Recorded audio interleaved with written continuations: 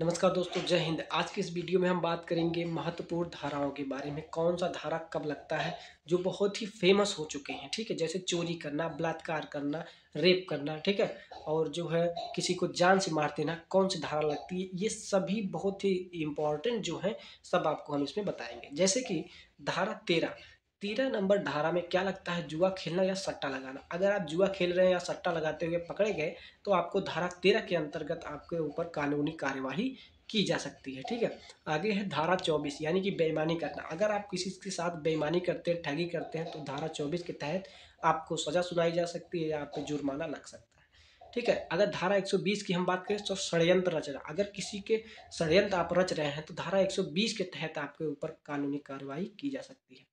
ठीक है, धारा 144 यानी कि घातक आयुध से सज्जित होकर विधि विरुद्ध जन समूह में सम्मिलित होना। ठीक है, तो ये धारा 44 आपको 144 लगेगा। आगे है धारा 171, चुनाव में घूस लेना या देना। अगर चुनाव में अगर आप घूस ले रहे हैं या घूस किसी को दे रहे हैं तो धारा 171 के तहत आप पे सुनवाई की जाएगी। ठीक है, और धारा 177, सरकारी कर्मचारी या पुलिस को गलत सूचना देना। अगर मतलब आप सोच रहे होंगे कि अगर चलिए पुलिस को परेशान करते, आइए 100 नंबर पे कॉल लगाते हैं, 112 पे बुलाते हैं पुलिस को, तो आपको मतलब वो पता चला वहाँ पे आने के बाद कि उसको परेशान कर रहे हैं या कोई गलत सूचना दे रहे हैं, तो तुरंत आपको लाठी बजाएगा। ठीक है पुलिस। आगे हम बात करें 186, तो सरकारी काम में बाधा पहुंचाना। जैसे कहीं सरकारी काम हो रहा है और आप उसमें जाके अड़ंगा डाल रहे हैं कि नहीं ये मेरी ज़मीन है, मेरी ज़मीन है, नहीं होने देंगे, हम काम नहीं होने देंगे, तो आपको 186 के तहत आप पे कानूनन कार्रवाई की जा सकती है। आगे 191, झूठ सबूत देना या झूठे सबूत देना या झूठे जो है अगर आप पे मतलब केस हुआ है तो आप सबूत के तौर पे कोई झूठा सबूत दे रहे हैं, तो उसमें आपके 151 के 91 के तहत आप पे कार्रवाई होगी। ठीक है, धारा 201, सबूत मिटाना। अगर आप सबूत मिटा रहे हैं तो 201 के तहत आप पे सुनवाई की जाएगी। धारा 216, लुटेरे डाकू को सड़ा देना या छीनना या छिपाना। जैसे कि मान लीजिए आपका कोई दोस्त है, ठीक है, कोई दोस्त आपका है, किसी को जान से मार कर या किसी को जान से मारने की कोशिश किया और वहाँ से मार के आप भागते हैं, पुलिस उसका पीछा करती है और आप अपने घर में उसको शरण देते हैं, आप अपने घर में उसको चुरवा लेते हैं। ठीक है, तो आप पर 216 के तहत बाबू जो है क्या होगा, कार्रवाई हो सकता है। ठीक है, और धारा 264, तो गलत तौल के बाटों का उपयोग करना। तो अलाउद्दीन खिलजी के समय आप याद करिए, अलाउद्दीन खिलजी क्या करता था, अगर आप बाट में जितने ग्राम भी आप जैसे चुम्बक लगा देते हैं या कुछ भी मतलब घपला कर लेते हैं, तो अलाउद्दीन खिलजी क्या करता था, उतना मांस उसका कटवा कर तौलवा देता था। ठीक है, तो ये जो है 264 के तहत आप पे यहाँ पे सुनवाई की जाएगी। अब जैसे मैंने आपको बताया था 302, हत्या कर दिया या कत्ल कर दिया, तो ये 302 के तहत, आईपीसी 302 के तहत आप पे सुनवाई की जाएगी। फिर धारा 306, आत्महत्या के लिए उकसाना या प्रेरित करना। मान किसी को आप कह रहे हैं कि तुम चुल्लू भर पानी में डूब मरो, तुम मर जाओ ससुरे, तुम्हारा जीना कोई मतलब नहीं है, तुम्हें धरती पे बोझ हो, और ये सब मतलब उस्का रहे हो उसको कि जो है तुमने ये कैसे कर दिया, तुम्हें तो मर जाना चाहिए, तो 306 के तहत आप पे सुनवाई की जाएगी बाबू। ठीक है, तो ये सब शब्द किसी को बोलिएगा मत। आगे है 307, हत्या की कोशिश करना। देखिए अगर आप किसी को मारे मर गया तो 302 लगेगा, और अगर आप मारे तो ससुर अगर बच गया तो 307 लग जाएगा आपके ऊपर। ठीक है, हत्या की कोशिश करना। आगे है 308, गैर इरादतन हत्या की कोशिश करना। 310, ठगी करना। 312, गर्भपात करना। और 351, हमला करना। ठीक है, अगर आप किसी पे हमला कर देते हैं 351 आप पे लग जाएगा। ठीक है, और 354, महिला के साथ छेड़छाड़ या लज्जा भंग करने की कोशिश करना, 354 लगेगा।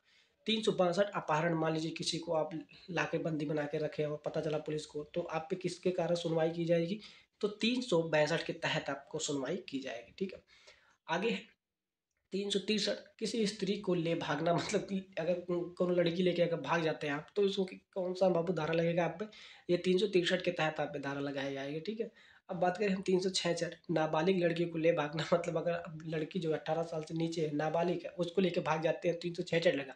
अगर आप किसी लड़की को लेके भागते हैं, वो बालिग है, ठीक है, तो आप पे 363 लगेगा। लेकिन अगर वो लड़की नाबालिग है, 366 लगेगा। ससुरा अलग अलग धारा यहाँ पे लगता है। ठीक है, अगर आप बलात्कार कर देते हैं या रेप कर देते हैं 376 लगेगा। बाबू ये सब काम कभी मत करना। ठीक है, आगे है 389 जो है 79। ठीक है, ये कब बाबू, चोरी या संपत्ति चोरी करना, तो ये आप पे इतनी धारा लगेगी।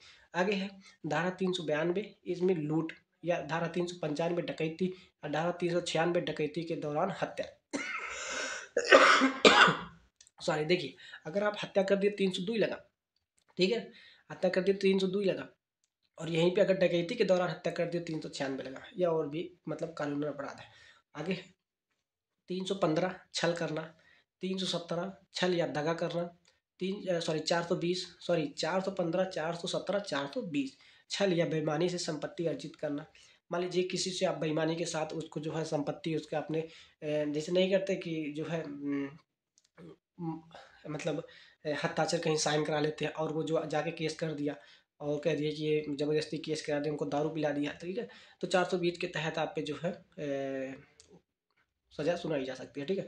आगे धारा 489, तो जाली नोट बनाना या चलाना। जाली नोट अगर आप चला रहे हैं तो बचपन में हम लोगों ने बहुत चलाया था, लेकिन ये सब नहीं पता था, ठीक था? इस समय बाबू ये सब आप जान लीजिए। तो 489 बाबू, जाली नोट बनाना या चलाना। अगर जाली नोट लेकर किसी के पास गए दुकानदार और वो चला लिया, बाद में उसको पता चला कि बाबू तुम ही थे, तो जाके अगर केस करेगा ना 489 के तहत आप जो है अंदर जाओगे। आगे है 493 धोखे से शादी करना। अगर कोई धोखे से शादी कर लेता है 493 के तहत बाबू जो है इस पे कार्रवाई की जा सकती है। आगे है 494 पति या पत्नी के जीवित रहते दूसरी शादी नहीं करना है बाबू, ठीक है। आगे हम बात करें, लास्ट स्लाइड की बात करें, तो 496 बगैर रजामंदी के शादी करना या जबरदस्ती विवाह करना, ठीक है। तो ये सब अगर होता है तो 496 के तहत सुनवाई की जा सकती है। अब धारा 499 व धारा 500 में मानहानि, ठीक है। मानहानि मतलब क्या होता है, मान लीजिए कोई लड़की या कोई लड़का है आपके प्रति कोई गलत अफ़वाह फैला रहा है, ठीक है? या आप पे कोई केस कर दिया, झूठा मुकदमा कर दिया, तो आपकी उसमें मानहानि हुई। तो उसमें मानहानि हुई तो धारा 499 और धारा 500 के तहत सुनवाई की जाएगी और आप पे मानहानि का चार्ज भी मिलेगा, ठीक है। धारा 506 आपराधिक धमकी दे रहा है, अगर किसी को धमकी दे रहे हैं 506 के तहत आपको अंदर कर दिया जाएगा। 509 स्त्री को अशब्द कहना या अंग विक्षेप करना, ठीक है। तो किसी स्त्री को आप गाली दे रहे हैं, ठीक है, माँ बहन की किसी की गाली दे रहे हैं, तो आपको 506 509 के तहत कानूनी कार्रवाई की जाएगी। तो उम्मीद करता हूँ सारा सेक्शन आपको समझ में आया होगा। तो वीडियो पसंद आती है, वीडियो को लाइक जरूर करें, चैनल पर नया सब्सक्राइब जरूर करिएगा। मिलते हैं नेक्स्ट वीडियो में नेक्स्ट टॉपिक के साथ, तब तक के लिए जय हिंद, जय भारत।